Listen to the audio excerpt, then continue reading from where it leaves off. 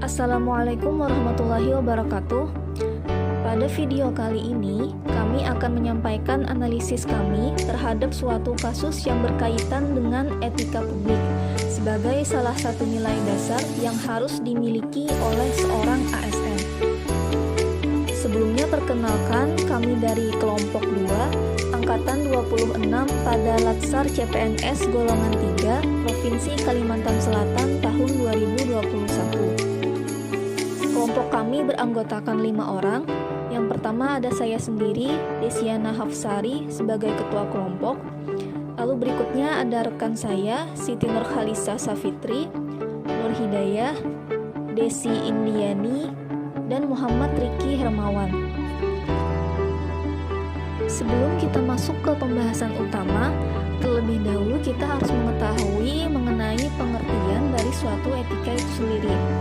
Nah, jadi etika itu adalah sesuatu yang dipahami sebagai refleksi atas baik atau buruk, benar atau salah, yang harus dilakukan atau bagaimana melakukan yang baik atau benar. Di dalam kaitannya dengan pelayanan publik, etika publik adalah refleksi tentang standar atau norma yang menentukan baik atau buruk, benar atau salah perilaku, tindakan, dan keputusan untuk mengarahkan kebijakan publik dalam rangka menjalankan tanggung jawab pelayanan publik. Selanjutnya, ada yang namanya kode etik. Kode etik adalah aturan-aturan yang mengatur tingkah laku dalam suatu kelompok khusus yang sudut pandangnya hanya ditujukan pada hal-hal prinsip dalam bentuk ketentuan-ketentuan tertulis. Di dalam kode etik itu sendiri, ada yang namanya kode etik profesi, yang mana hal ini dimaksudkan untuk mengatur tingkah laku atau etika suatu kelompok khusus dalam masyarakat melalui ketentuan-ketentuan tertulis yang diharapkan dapat dipegang teguh oleh sekelompok profesional tertentu. Nah, kita sebagai ASN juga memiliki kode etik tersendiri yang disebut dengan kode etik ASN, yang mana kode etik ini harus selalu dilaksanakan dengan penuh tanggung jawab oleh seorang ASN. Berdasarkan Undang-Undang ASN, kode etik dan kode perilaku ASN yakni sebagai berikut. Yang pertama, melaksanakan tugasnya dengan jujur, bertanggung jawab, dan berintegritas tinggi. Yang kedua, melaksanakan tugasnya dengan cermat dan disiplin. Yang ketiga, melayani dengan sikap hormat, sopan, dan tanpa tekanan. Yang keempat, melaksanakan tugasnya sesuai dengan peraturan perundangan yang berlaku. Yang kelima, melaksanakan tugasnya sesuai dengan perintah atasan atau pejabat yang berwenang sejauh tidak bertentangan dengan ketentuan peraturan perundang-undangan dan etika pemerintahan. Yang keenam, menjaga kerahasiaan yang menyangkut kebijakan negara. Yang ketujuh, menggunakan kekayaan dan barang milik negara secara bertanggung jawab, efektif, dan efisien. Yang kedelapan, menjaga agar tidak terjadi konflik kepentingan di dalam melaksanakan tugas. Yang kesembilan, memberikan informasi secara benar dan tidak menyesatkan kepada pihak lain yang memerlukan informasi terkait kepentingan kedinasan. Yang kesepuluh, tidak menyalahgunakan informasi intern negara, tugas, status, kekuasaan, dan jabatannya untuk mendapat atau mencari keuntungan atau manfaat bagi diri sendiri atau untuk orang lain.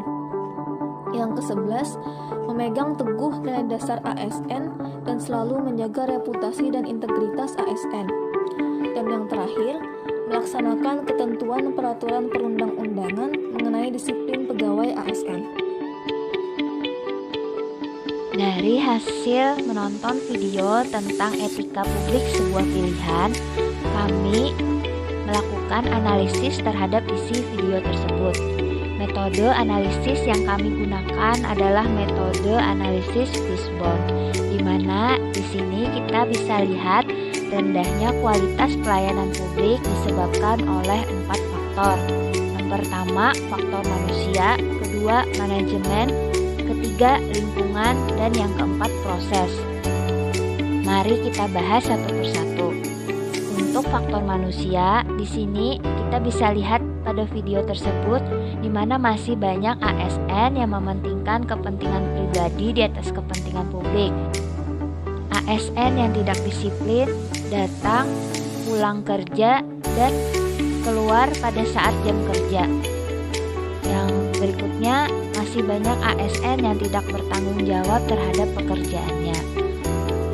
Kedua, untuk faktor manajemen, dapat kita lihat pada video tersebut tidak ada sanksi untuk para ASN yang tidak disiplin. Selain itu, tidak ada SOP pelayanan publik sehingga pelayanan yang dilakukan tidak sesuai standar.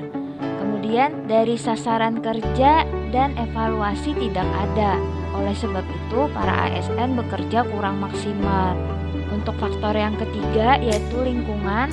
Di video kita lihat bahwa pekerjaan yang harusnya dikerjakan bersama hanya ditumpuk kepada satu orang. Kemudian pemimpin yang harusnya memberi contoh yang baik kepada anak buahnya malah ikut-ikutan bertindak tidak bertanggung jawab dan tidak tegas. Lingkungan berikutnya yaitu pengaruh buruk dari rekan kerja yang mengajak ASN lainnya untuk bertindak tidak baik, untuk bertindak tidak disiplin dan melanggar etika publik. Faktor yang terakhir yaitu proses. Di antaranya alur pelayanan yang lama.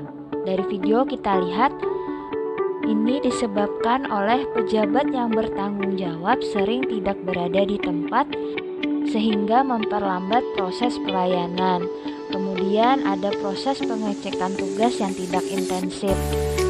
Petugas lebih memilih bersantai dan menunda-nunda pekerjaan sehingga dapat memperlambat proses pelayanan.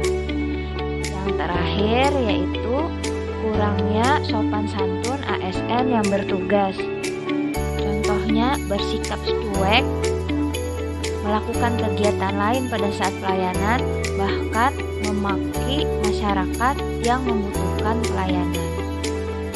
Setelah melakukan analisa dengan menggunakan metode Fishbone, maka didapatkan rangkuman diskusi sebagai berikut.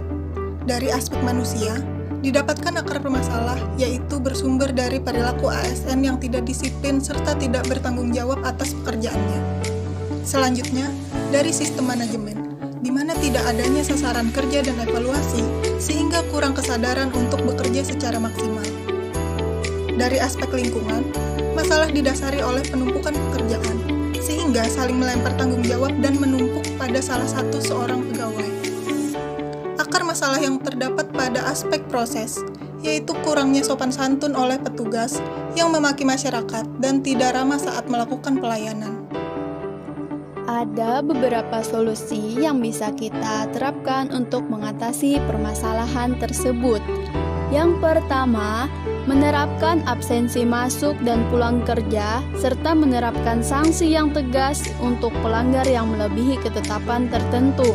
Yang kedua, memberikan pelatihan atau diklat kepada pegawai agar bisa menumbuhkan kesadaran akan tanggung jawab dari tugas yang diberikan.